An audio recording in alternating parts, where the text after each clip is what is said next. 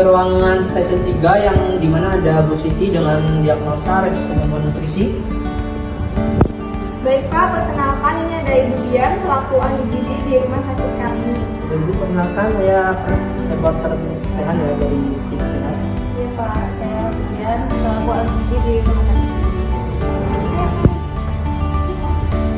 Baik, Pak Andi dan Ibu Siti, perkenalkan di sini ada Pak Rehan selaku reporter dari TV Sehat dan ada Ibu Dian selaku ahli gizi di rumah sakit ini. Bapak dan Ibu, perkenalkan ini Pak Andi dan ini Ibu Siti. Selamat siang Pak Andi, saya reporter Rehan dari stasiun TV Sehat. Di sini saya akan membuat liputan mengenai resiko defisit nutrisi pada ibu hamil. Apakah saya boleh Pak untuk wawancara ibunya? Wah, kebetulan sekali Mas, soalnya istri saya sedang bingung tentang nutrisi kehamilannya. Silakan Bu Dian. Ya, terima kasih ya Pak. Selamat siang Bu Siti. Selama ini apa yang dibilang juga? Saya sering merasakan lemas, kehilangan nafsu makan dan mual. Saya khawatir ini akan mempengaruhi bayi saya. Itu adalah tanda-tanda yang bisa menunjukkan risiko defisit nutrisi ya Ibu.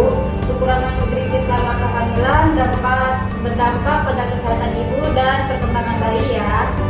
Betul, misalnya kekurangan zat gizi bisa menyebabkan anemia dan kurangnya asupan protein dan asam folat dapat berdampak pada perkembangan otak dan tubuh bayi. Kalau begitu apa saja yang dapat saya lakukan untuk membantu istri saya? Pertama, pastikan Bu Siti mengkonsumsi makanan yang bergizi. Makanan seperti ikan, telur, susu, bayam, dan buah-buahan yang sangat dianjurkan. Kedua, bantu ibu dengan menyediakan makanan yang mudah dicerna untuk mengurangi mual. Jadi kalau saya masih merasa mual dan tidak makan banyak, apa ya solusinya? Coba makan dalam porsi kecil tapi sering, hindari makanan yang terlalu pedas atau berlemak, minum air putih yang cukup juga penting untuk mencegah dehidrasi. Apakah cemilan seperti roti, kue itu dapat membantu ya?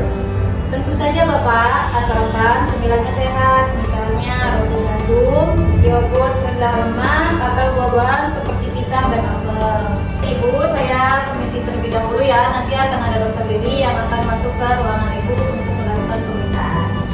Permisi ya Pak, Bu. Mari Pak, Sus. Siang Sus. Siang dokter.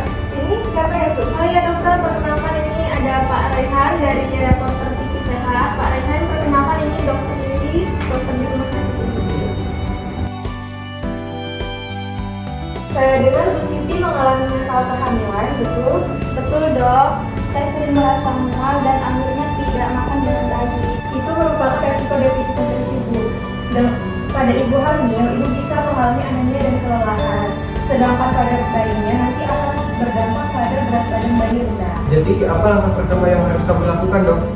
Baik, untuk itu bisa mulai dengan zat besi, kalsium, protein, dan omega 3. Jika sulit mencapainya, bisa konsultasikan dengan dokter untuk mendapatkan suplemen yang baik. Tanda-tanda lain yang harus saya waspadai jika kurang nutrisi dok? Tanda-tandanya bisa lelah, terasa lelah, pusing, sering sakit kepala, kulit terlihat pucat juga. Jika terjadi seperti itu, bisa langsung konsultasikan kepada saya ya Bu.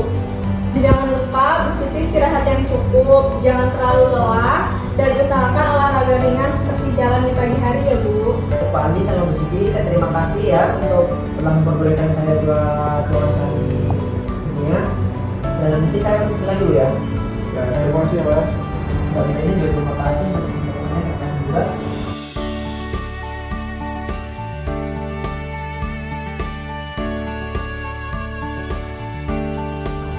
Pak Yusuf, apakah boleh saya wawancara Bu ya? Boleh Mas, Untuk ruangannya di mana? di ruang saya aja.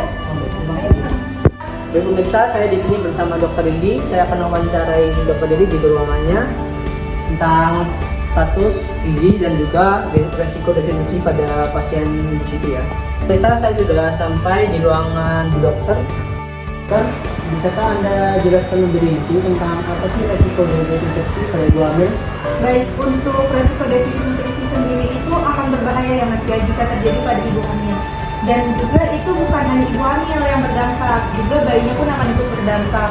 Untuk kekurangan asam folat itu bisa jadi cacat tabung saraf pada bayi, dan jika kekurangan zat besi itu bisa terjadi anemia pada ibu itu sendiri.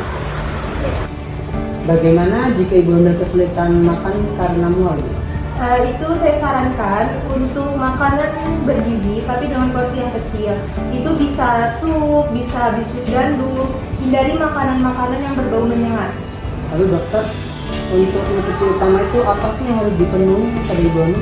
Seperti yang saya jelaskan di ruangan pasien tadi, untuk nutrisi utamanya itu ada zat besi, protein, asam folat, vitamin D, kalsium, dan omega 3. Itu merupakan komponen utama yang membentuk tulang, otak, dan jaringan pada bayi. Terima kasih kepada dokter Lili karena sudah mau diwawancarai terkait dengan resiko nutrisi ini. Apakah ada pesan-pesan untuk pemirsa yang ada di sini, Bu? Menurut saya, jangan pernah menyepelekan hal-hal kecil dalam kehamilan. Selalu konsultasikan kepada dokter, dan juga untuk makanannya bisa konsultasikan kepada ahli gizi. Baik pemirsa, saya sudah keluar dari ruangan dokter. Saya selanjutnya akan ke ruangan Bu Antinya ya. Kebetulan ada di sebelah ruang dokter. Kemudian, bagaimana cara ibu hamil memastikan mereka mendapatkan nutrisi yang pantas diperlukan? Fokuslah pada pola makan yang seimbang seperti karbohidrat, protein, lemak sehat, vitamin, dan harus ada mineral di setiap makanan ya Pak. Untuk makanan sendiri, apakah ada yang harus dihindari? Bisa menghindari makanan mentah seperti sushi, daging setengah matang, makanan berlemak tinggi, makanan tinggi gula, dan yang pastinya hindari konsumsi alkohol ya. Kemudian, apakah ada pesan yang disampaikan kepada pemirsa yang akan menonton ini? Ada. Untuk pemirsa, jangan sepelekan nutrisi selama kehamilan, karena nutrisi kunci dari kesehatan ibu dan bayi yang ada di dalam kandungan ibu. Baik pemirsa, saya sudah melakukan wawancara, semua sudah selesai terkait ahli gizi dan juga dokter. Saya akan kembali ke ruangan Bu Siti ya.